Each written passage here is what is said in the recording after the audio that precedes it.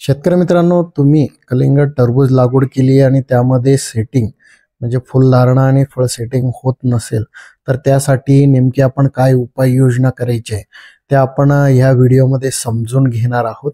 तर मित्रांनो, त्या अगोदर ॲग्रो इंडिया गुरुमधून मी सुरेश अकोलकर आपलं स्वागत करतो।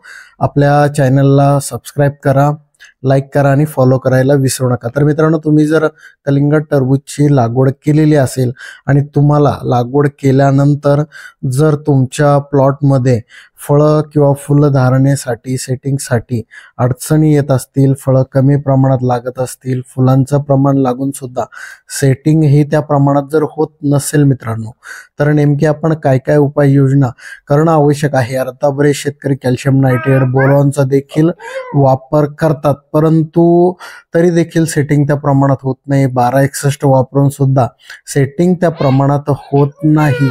तर नेमकी सेटिंगसाठी आपण काय उपाययोजना कराव्यात त्या आपण बघणार आहोत। तर मित्रांनो, या ठिकाणी तुम्ही बघू शकता की नेमकी फ्लोऱ्यामध्ये म्हणजे फ्लावरिंग स्टेजला तुमचा प्लॉट आलेला आहे आणि त्या ठिकाणी मधुमक्षिका पालन ज्या पेट्या आहेत त्या पेट्या यासाठी ठेवण्यात आलेल्या आहे।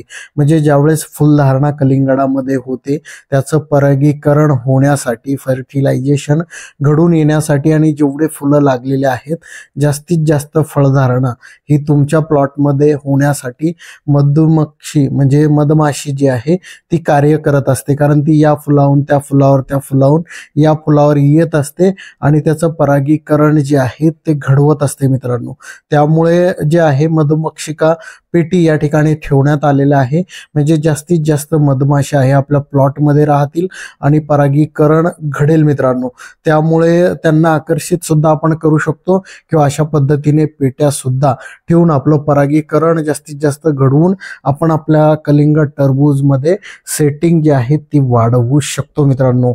त्यामुळे अशी माहिती जास्तीत जास्त आपल्या शेतकऱ्यांना शेअर करा। व्हिडिओ जर आवडला तर लाईक करा आणि आपल्या संपूर्ण शेतकऱ्यांना सबस्क्राईब करायला लावा। धन्यवाद।